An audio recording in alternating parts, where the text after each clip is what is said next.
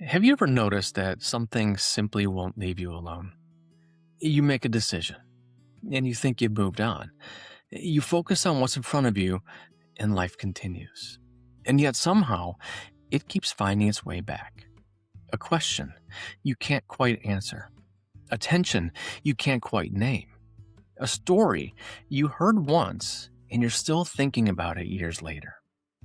If you're a leader, you probably know this feeling.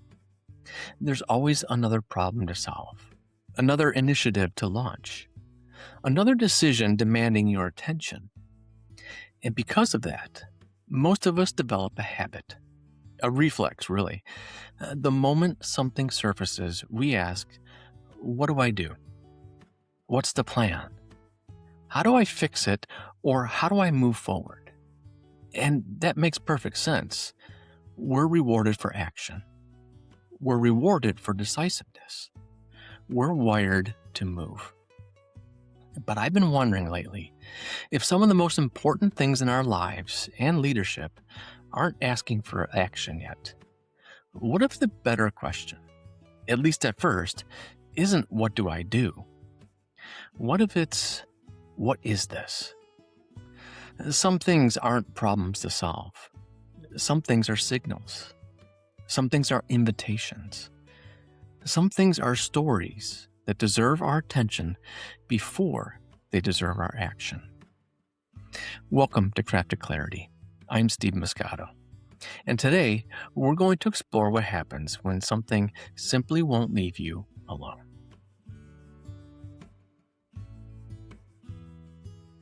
A little over a year ago, I attended an event here in Nashville.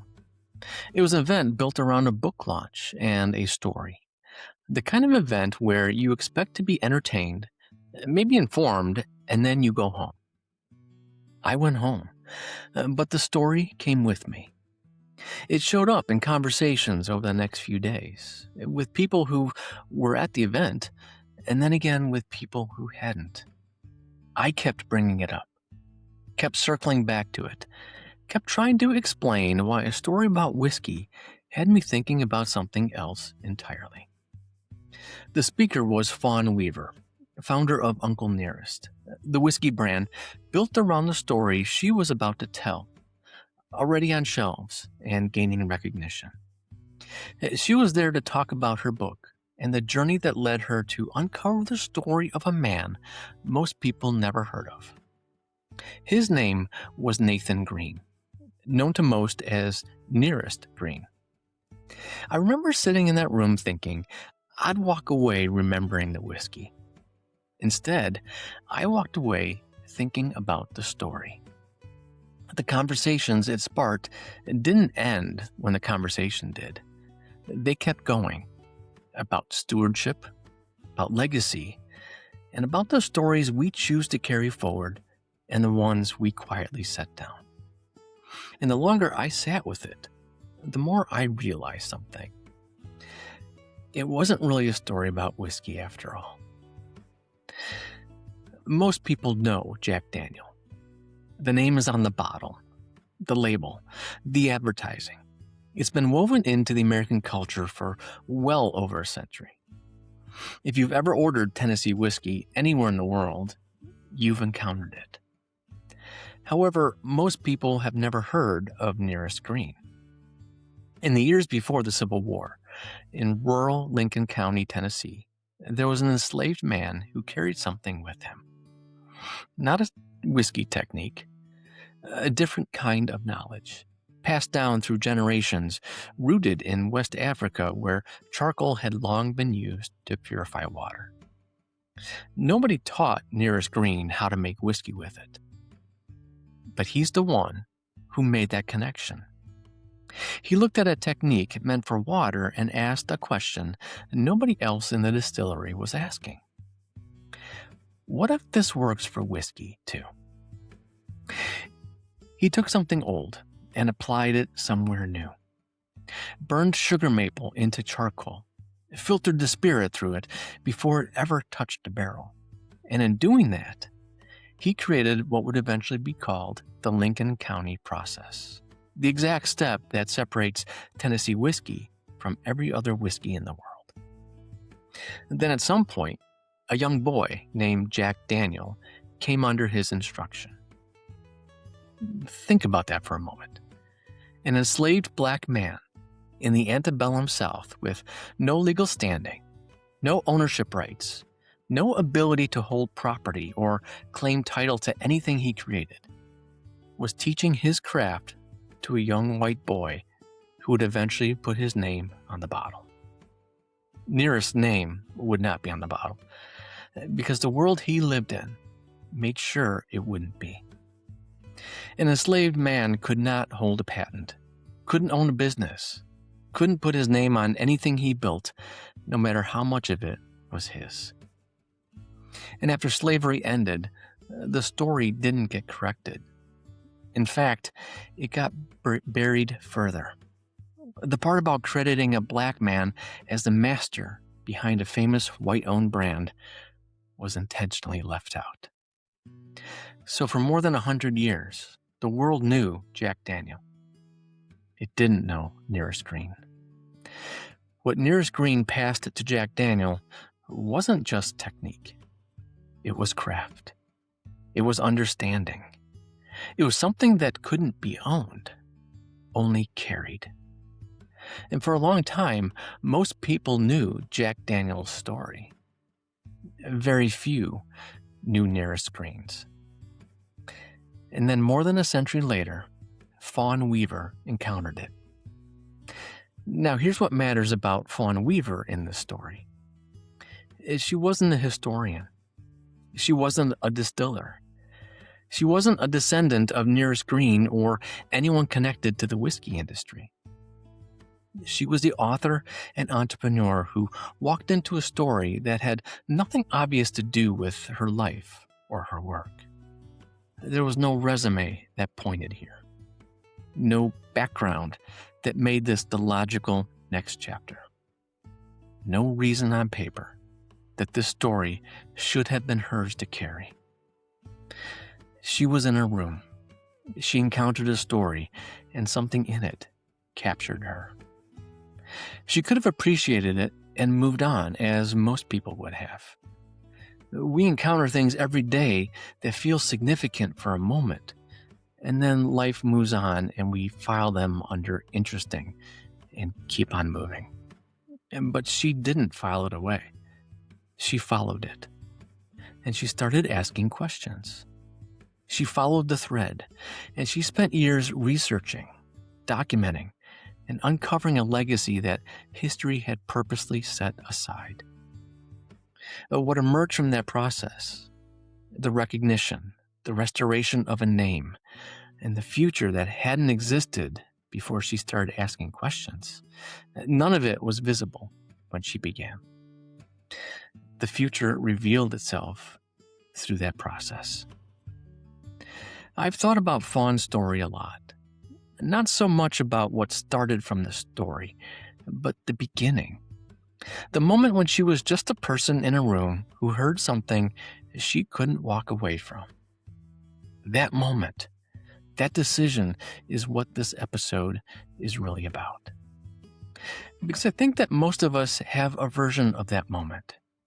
Maybe not with a story about Nearest Green, maybe with a story closer to home. A name, a place, a conversation, something someone told you once that you can't quite put down. Or maybe it's not a story at all.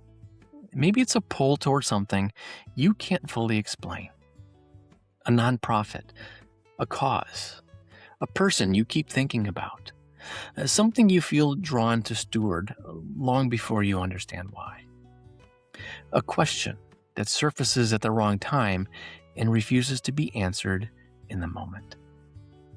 And the natural response for many leaders is to reach for a solution. But I've come to believe that there's a different discipline worth learning. And we can learn that from the distillery. Walk into a distillery during the early stages of production, and you won't find bottles. You won't find labels. You won't find a finished product. you'll find grain, and water, and yeast, potential. And before any heat is applied, before anything moves through the still, the distiller is doing something that most people never think about. Paying attention, reading what's there, taking stock of what they're actually working with. If you don't understand what's there before you apply the heat, you can't correct that later. Decisions you make early in the process, you can't get back. So the distiller's first job isn't to take action or to do something. It's to understand. And there's one question every good distiller asks before anything else. Not what do I do with this?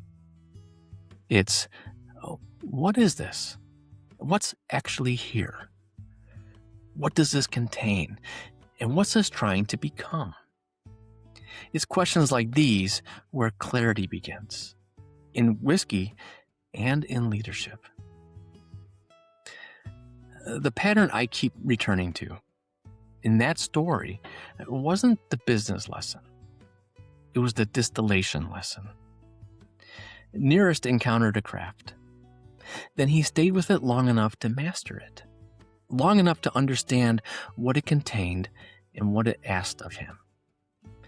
Jack encountered something inside that craft, a vision, an opportunity, a future he could see when others could not.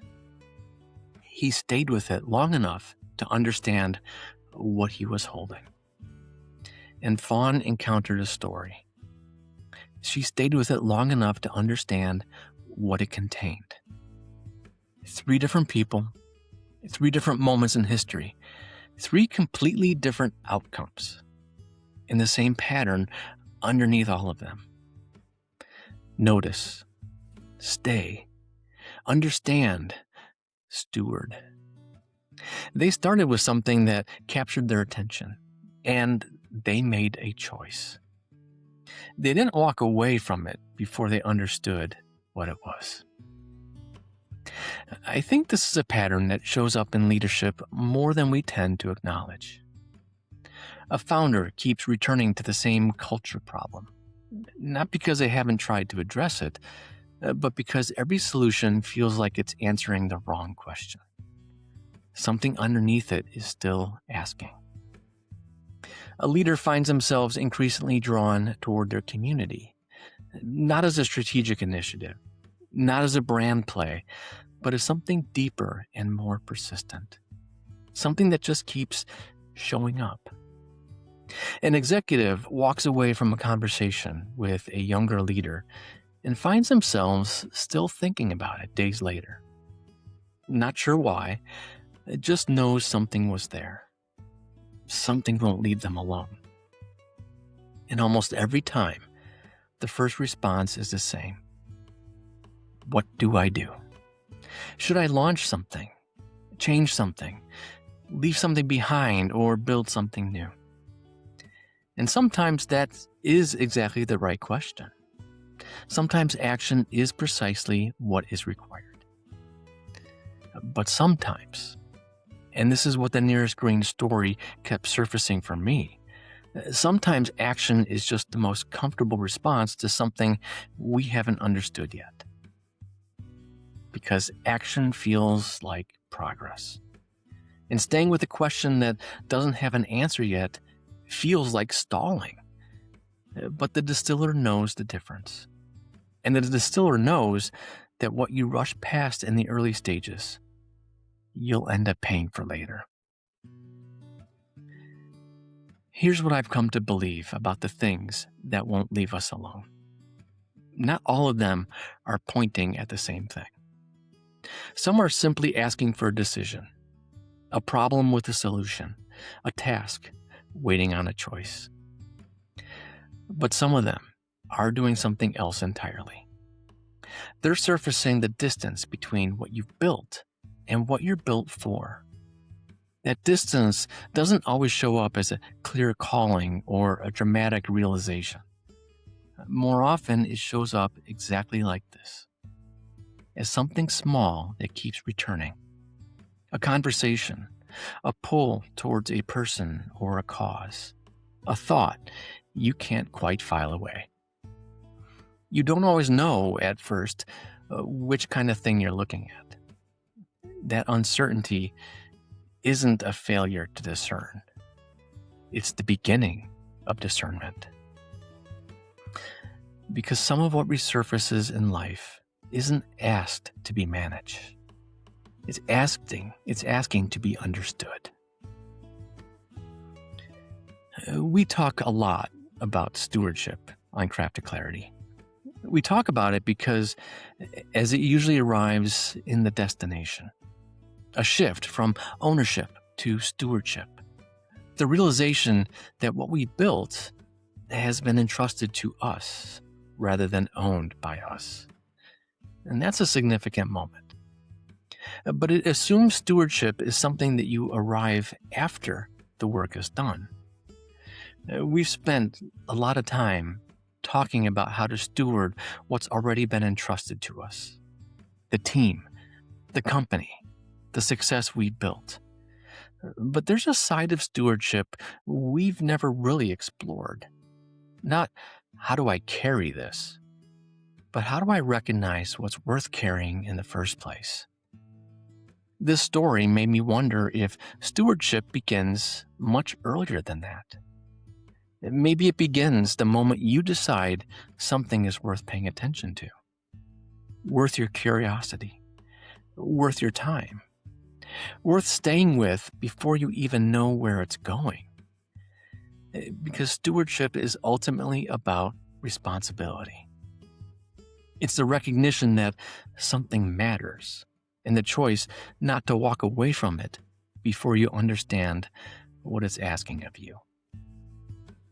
Nearest stewarded a craft.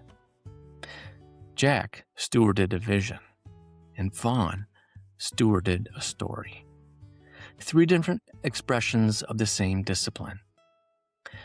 Distillation revealed what stewardship was asking of them. It emerged from the process. If you've ever gone to a whiskey tasting, you know the goal isn't to simply drink the whiskey. It's to slow down long enough to notice what was there all along. Here are 3 things worth sitting with from today's conversation. 1. Not everything that surfaces is asking for action. Leaders are conditioned to move, to solve, to decide, to execute. But some of the most important things in our lives arrive not asking for a response, but for understanding. Before you reach for a plan, consider sitting with the question a little longer. What might this be trying to reveal before it's ready to be acted on? 2. Pay attention to what keeps returning. A recurring tension, a recurring conversation, a recurring pull towards something you haven't been able to name yet. The things that keep surfacing often deserve more than a quick answer. They may be pointing towards something that still requires distillation, something that needs your attention before it needs your action. And 3, stewardship emerges. It doesn't arrive. Nearest, Jack, and Fawn didn't start with the full picture. They started with something that captured their attention and chose not to walk away from. The future each of them stepped into wasn't visible at the beginning. It was revealed through the process of staying with something long enough to understand what it contained. The same may be true for what's been asking for your attention.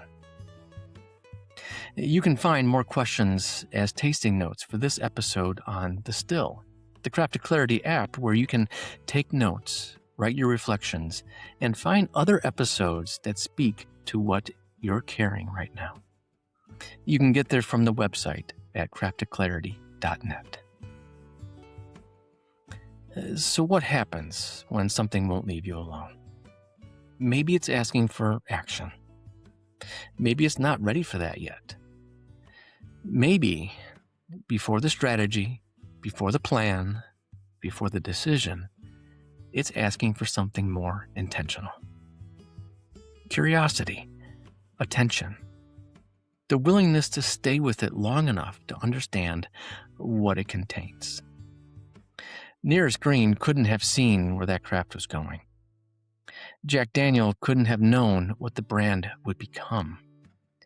And Fawn Weaver couldn't have known what she was stepping into when she started asking questions.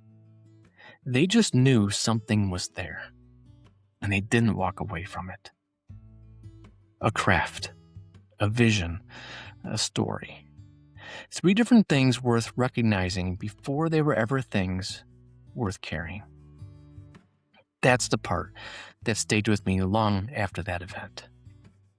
Not the whiskey, not the book, not the business that came after, the pattern. Someone encountered something, stayed with it, followed the thread, and a future emerged that couldn't have been planned. So the next time something keeps resurfacing, a tension that won't resolve, a burden you can't set down, an idea that keeps coming back no matter how many times you try to file it away. Before you ask what to do, ask what it is. Then stay with it long enough to find out. Because the things that won't leave you alone aren't always distractions. Sometimes they're the beginning of something you couldn't have seen coming. And remember, clarity isn't found. It's crafted. If today's conversation resonated with you, don't let it end here.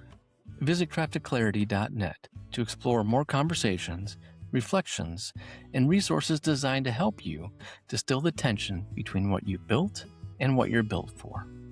You can explore The Still, a curated experience that helps you find the right conversation for the season you're in, learn more about leadership experiences and facilitation through the work of the Distiller, or connect with me directly for a one-on-one conversation. Whatever you're navigating, you don't have to distill it alone. And remember, clarity isn't found. It's crafted.